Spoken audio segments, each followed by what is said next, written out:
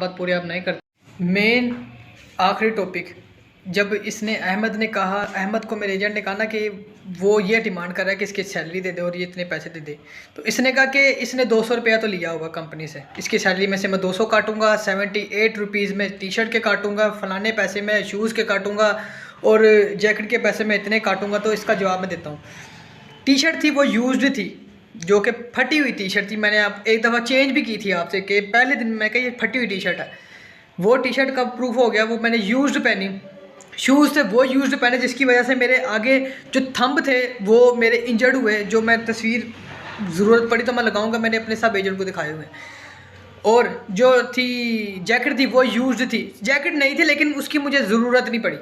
मुझे shoes used दिए और टी शर्ट यूज्ड दी और कहा ये गा के गया कि इसके पैसे भी बनते, इसके पैसे भी बनते। तो भाई फिर हगने के भी पैसे ले लो आप लोग, ठीक है। जो जिस तरीके की 3rd क्लास अकोमोडेशन थी उसके भी पैसे ले लो।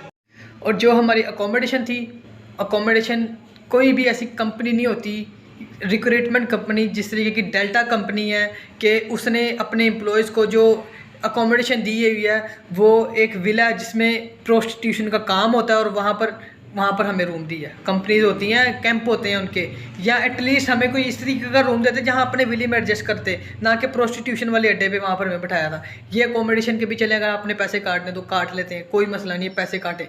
जो ट्रांसपोर्ट थी, बात आती ट्रांसपोर्ट की, ट्रांसपोर्ट ये था कि बहुत दूर से डेरा से जबल अली से वहाँ 1.5 घंटे का सफ़र, घंटे का बनता था कि हम वहाँ पर काम करने जाते थे।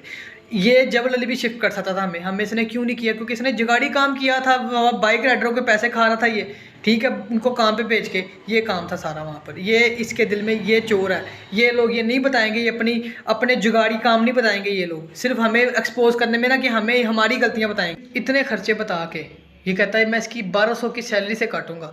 तो भाई एक्चुअल सैलरी भी 1200 नहीं है, ये आपको भी पता है।